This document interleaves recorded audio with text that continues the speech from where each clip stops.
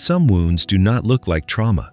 They look like being too independent, saying, "I'm fine," before you even know if you are fine, feeling guilty when you need help, reading the room before you read yourself, staying too long in places that make you feel small, and calling it maturity. That is the quiet damage of childhood neglect. It does not always create someone who looks broken.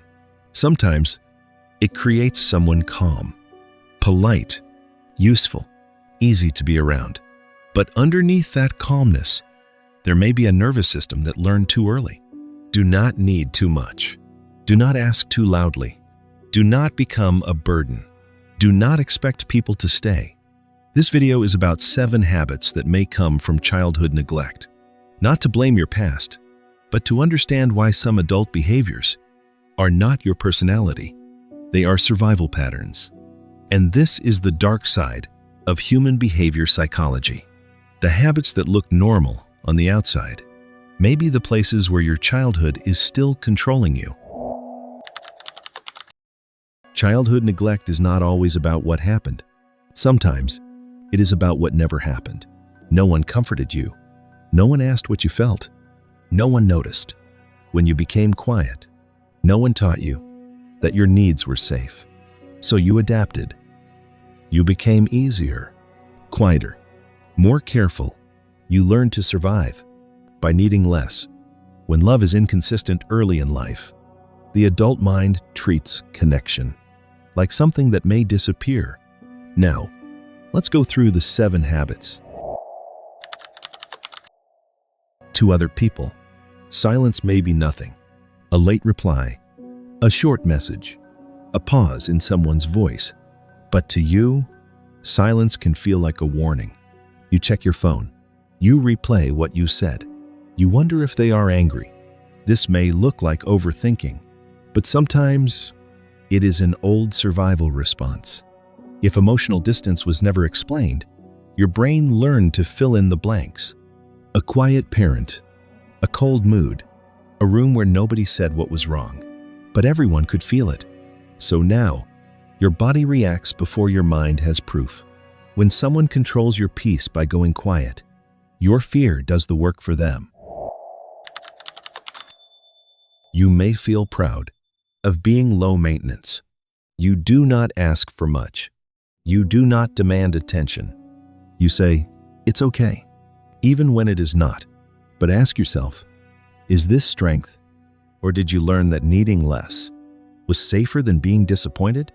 Emotionally neglected children often become adults who feel guilty for having needs. So they stop asking. They become easy to love, but only because they make themselves easy to ignore.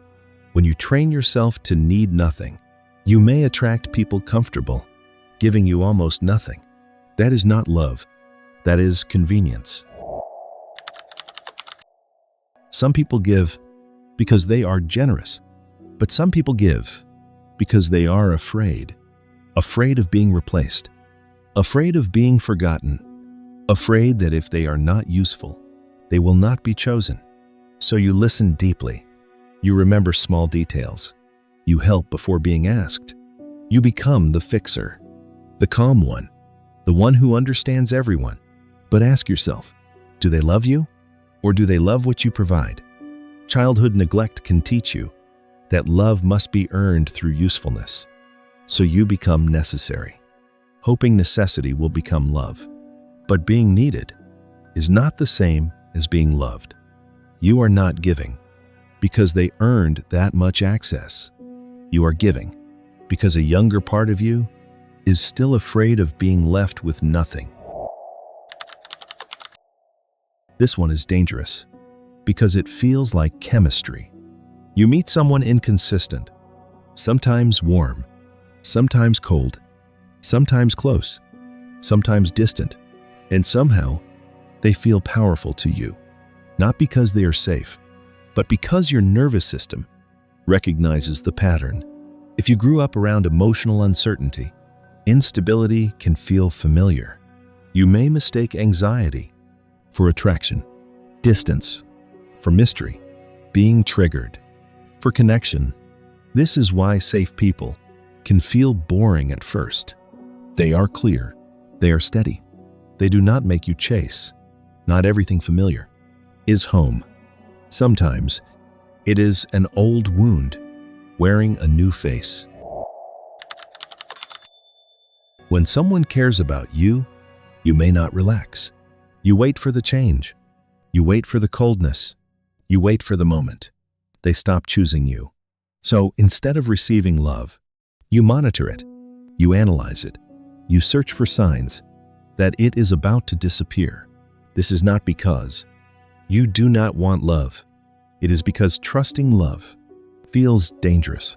When care was inconsistent early in life, you may pull away first. You may hide your real feelings. You may act like you do not need anyone. But this protection keeps you safe from rejection and distant from real connection.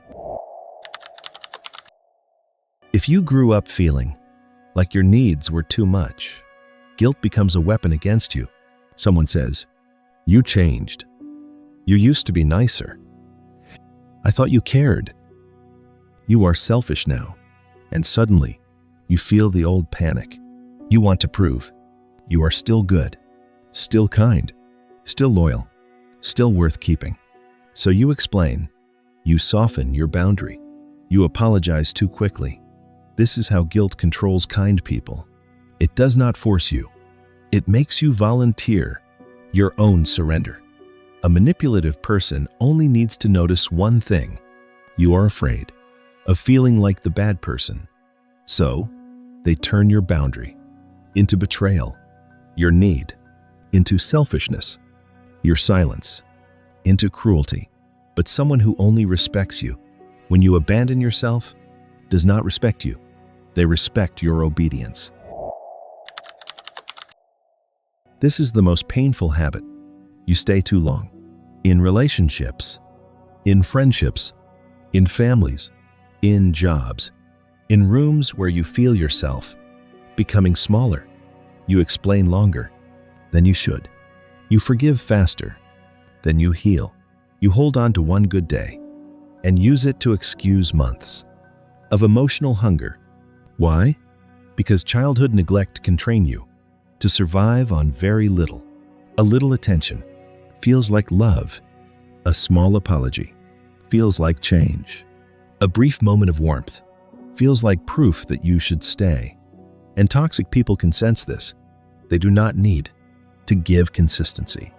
They only need to give enough hope to keep you from leaving. It is not pain that keeps you attached. It is the small reward after pain. You may be staying because part of you learned that crumbs were better than nothing, but you were not born to live on crumbs. So what do you do with this awareness? First, stop calling every survival pattern your personality. Maybe you are not too independent. Maybe you learned that no one was coming. Maybe your body remembers emotional danger before your mind can explain it.